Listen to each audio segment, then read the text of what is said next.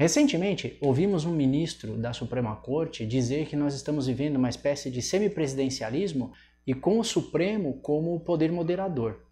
Pior que isso, foi um congressista afirmar que abaixo de Deus somente o STF e abaixo do STF os outros poderes. Alguém concordou com isso?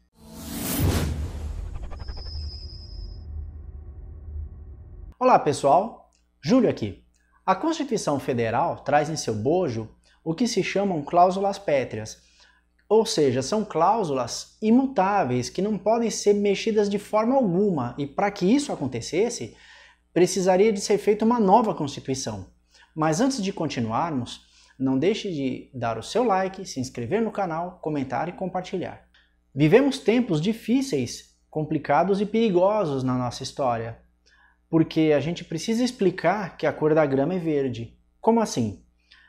O que o ministro e o congressista disseram fere o artigo 60, parágrafo 4º, inciso 3 da nossa Constituição Federal, e que ele traz explicitamente que é expressamente proibido deliberar a abolição, principalmente da separação dos poderes. Ou seja, tanto um quanto o outro, eles não deveriam nem pensar, quanto mais dizer uma bobagem dessas. Independente da intenção dessas pessoas ao dizerem isso, o que a gente precisa entender é o que o ministro quis dizer com o poder moderador. Para isso, a gente tem que voltar na história e tentar buscar de onde ele tirou essa ideia. Lembrando que o poder moderador não existe na nossa Constituição atual. A Constituição de 1824, ela foi inspirada nas ideias de Montesquieu e trazia a tripartição de poderes, que, aliás, no nosso canal tem um vídeo que fala sobre isso, é só clicar no card aqui em cima.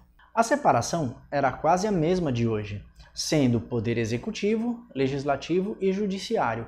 Porém, ela trouxe uma inovação, que era o poder moderador. E a Constituição dizia que esse poder era a chave para toda a organização política do Estado. Porém, era privativo do imperador, que era a figura de representação máxima do Estado. E esse poder, ele tinha um papel de trazer harmonia entre os poderes, evitando conflitos entre eles. E era exatamente igual o que é hoje em dia, né? A fonte de inspiração para essa Constituição foi a Constituição Francesa de 1814, além das ideias de Benjamin Constant, que tinham inspiração nos pensamentos de Montesquieu e do Abade Sieyès.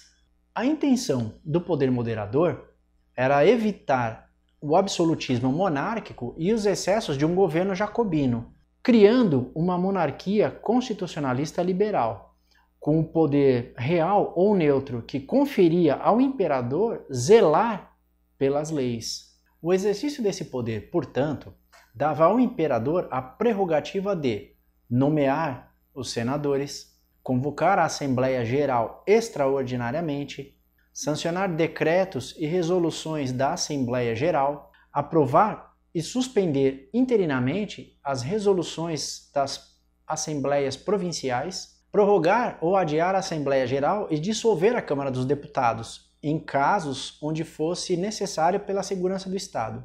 Nomear e demitir livremente os ministros de Estado e suspender os magistrados. Perdoar e moderar as penas impostas aos réus condenados por sentença. E, por fim, conceder anistia em casos de urgência, onde a humanidade ou o bem do Estado assim aconselhassem. O artigo 99 dessa Constituição trazia a inviolabilidade da figura do imperador, da pessoa dele, que era a garantia de manutenção de toda a ordem desse sistema. Também trazia a inviolabilidade das instituições imperiais e do Estado Civil de Direito. Dessa maneira, as responsabilidades das decisões do imperador recaíam sobre os ministérios, que poderiam ser dissolvidos a qualquer momento pelo imperador em caso de crises políticos e institucionais. Ela perdeu força com Dom Pedro II a partir de 1850, quando ele aceitou a criação da presidência do Conselho de Ministros, que era algo semelhante ao cargo de primeiro-ministro hoje em dia.